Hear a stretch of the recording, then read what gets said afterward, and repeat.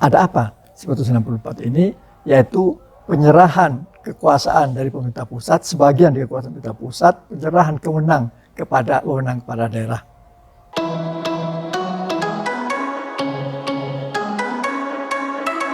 Assalamualaikum warahmatullahi wabarakatuh. Saya ingin membahas mengenai lambang daerah.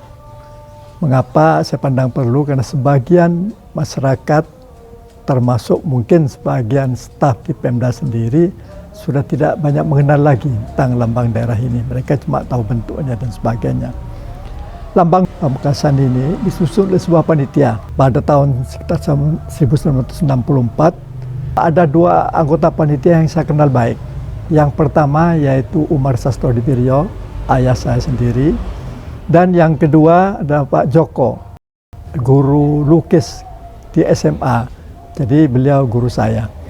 Dari kedua sumber ini saya banyak mendengar beberapa informasi tambahan selain yang tertera di dalam ketentuan yang ada. Saya akan membahas lambang daerah dalam dua pola. Yang pertama yang tekstual, apa yang tercantum di dalam naskah-naskah yang saya temukan.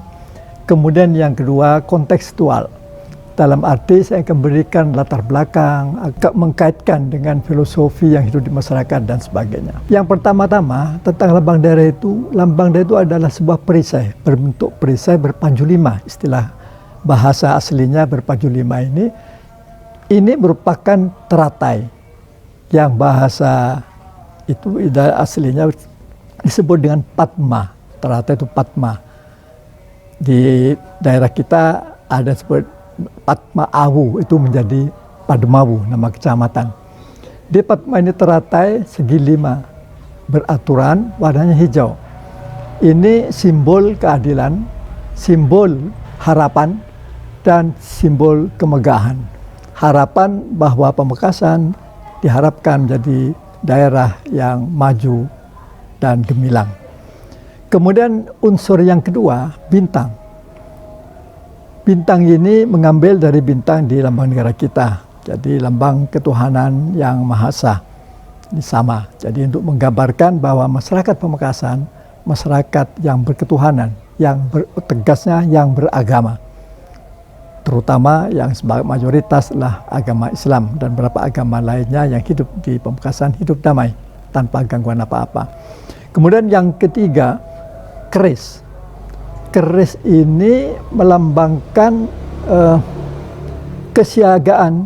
kesiapsiagaan masyarakat dalam menghadapi masa depan daerah ini dan harapan ketentraman yang diharapkan oleh masyarakat ini dengan pengelolaan oleh pemerintah.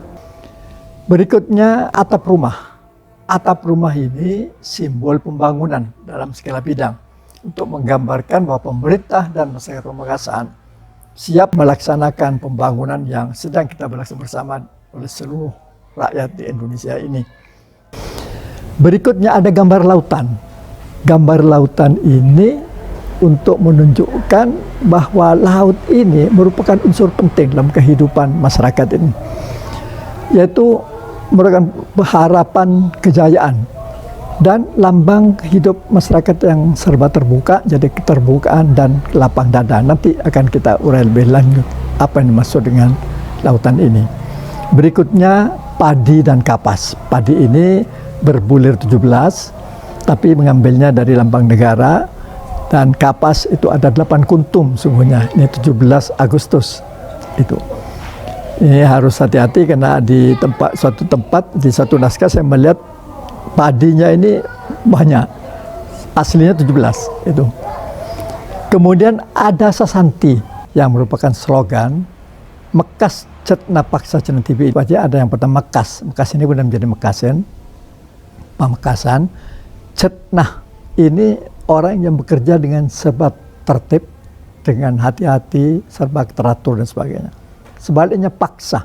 Paksa ini ya suka memaksa, orang yang tergesa-gesa dan sebagainya. Yang maksudnya bahwa Pamekasan dengan pengelolaan yang baik itu berusaha untuk menjadi daerah yang mandiri. Jadi jeneng TV ini lambang kemandirian. Unsur berikutnya madu ganda mengisi tunggal itu adalah candra sengkala. Candra sengkala adalah simbolisasi angka tahun. Madu ganda, madu ini simbol angka 6. Mirip kemudian juga bisa dikatakan dengan Madura. Ganda ini angka 9, bau harum. Artinya bau harum. Mangesti itu angka 8, itu berarti mencipta. Dan tunggal. Tunggal ini satu, yang berarti kesatuan. Jadi candra sengkala menggambarkan angka 6981. Kalau menurut tahun Saka itu membacanya dari belakang. Jadi bukan tahun 6981 tapi dari belakang tahun 1896. Yang ini kalau dikonversi ke tahun Masehi menjadi 1964. Ada apa? 1964 ini yaitu penyerahan kekuasaan dari pemerintah pusat, sebagian dari kekuasaan pemerintah pusat, penyerahan wewenang kepada daerah. Jadi madu ganda mengisi tunggal ini bisa tafsirannya menjadi Madura yang harum ikut mendukung terciptanya negara kesatuan yang utuh. Mungkin orang bertanya, mengapa keris? Mengapa tidak arek? Mengapa ada arek lancor kok ini keris? Sebagainya. Mengapa tidak senjata lain yang dipergunakan? Keris ini saya kaitkan dengan filosofi kepemimpinan. Jadi di kalangan masyarakat Madura, diharapkan seorang pemimpin ini memiliki yang pertama keris, lambang kedikjayaan, lambang kepewiraan, lambang keberanian, itu. Kemudian diharapkan menjadi memiliki perkutut. Perkutut ini lambang suara yang merdu. Kemudian diharapkan memiliki kuda. Kuda ini ya, untuk manfaatnya banyak, tapi yang jelas menggambarkan keperkasaan, ketangkasan, itu. Dan yang terakhir diharapkan pemimpin itu memiliki istri yang salihah. Apa kaitannya? Jadi 4 unsur ini seorang pemimpin itu diharapkan pemimpin yang berani, yang dikjaya, yang tegas. Itu. Saya ingin mengkaitkan dengan ucapan Madura, mengatakan bahwa kalau mau keras hendaknya apa keras. Kalau bagus, apa bagus. Kalau kalamun soki, pasoke. Jadi kalamun keras, pak keras. Nah, di sini kaitannya bahwa orang yang tegas, yang keras, yang memiliki tanggung jawab yang besar dan sebagainya diharapkan memiliki keberanian dan kedikjayaan seperti keris, itu lambangnya. Laut ini sungguhnya simbol sumber kehidupan masyarakat Pamekasan. Sebagian masyarakat Pamekasan hidup dari laut, menjadi nelayan dan sebagainya. Tetapi ada di teks tadi dikatakan bahwa lautan itu menggambarkan sifat masyarakat yang lapang dada, yang serba keterbukaan, atau bahasa Madura nyeker. Salah satu filosofi pemimpinan mengharapkan seorang pemimpin ini seperti lautan. Dia semuanya masuk di dalamnya dan diterima dengan baik. Laut tidak pernah menolak apa-apa. Semua yang datang, apa itu kotoran, apa yang bagus, apa kapal dan sebagainya masuk, diterima dengan baik. Jiwa kepemimpinan seperti itu yang diharapkan. Ada lagi seorang budayawan mengatakan bahwa sesungguhnya jiwa orang Madura ini adalah jiwa kemaritiman. Ini tergambar misalnya dalam cungkecungan, apental ombak, asapo angin. Sehingga beliau mengatakan bahwa DNA-nya orang Madura ini adalah kemaritiman. Mekas cetna paksa cetna tibi aja ada yang pertama Mekas. Mekas ini benar menjadi Mekasen, Pamekasan. Cetna ini orang yang bekerja dengan serba tertib, dengan hati-hati, serba teratur dan sebagainya. Sebaliknya paksa. Paksa ini ya suka memaksa, orang yang tergesa-gesa dan sebagainya. Aslinya ada yang mengatakan cetna kalaka paksa. Tapi di sini kedua-duanya diambil. Karena itu saya ingin melihat ini dari aspek pemerintahan. Bahwa pemerintahan itu kegiatan utamanya adalah fulfillment. Jadi definisi mengatakan bahwa administrasi negara pemerintahan ini adalah consist of those operation having for the fulfillment, adalah melaksanakan fulfillment and enforcement.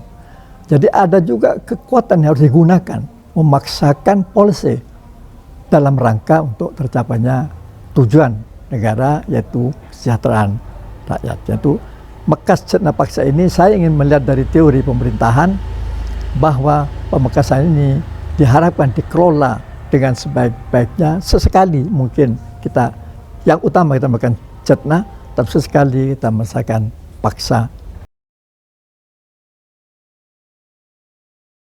Sengkala ini adalah simbolisasi angka tahun yang bahasa aslinya disebut kronogram. Itu. Jadi angka itu disimbolkan dengan kata. Ada dua jenis sangkalan ini, yaitu ada candra sangkala, yaitu berdasarkan pada bulan, perhitungan bulan, dan ada surya sangkalan, yaitu perhitungannya berdasarkan pada matahari yang kita kenal dengan sebagai tahun Masehi. Karena itulah mengapa tadi candra sangkala Madub ganda Mangesti Tunggal itu 6981 atau 1896 kita konversi menjadi 1964. Itulah barangkali apa yang saya sampaikan ini mudah-mudahan menambah pemahaman kita bersama. Billahi taufiq wal-hidayah. Assalamualaikum warahmatullahi wabarakatuh. Dukung channel Balake ya dengan like, comment, subscribe.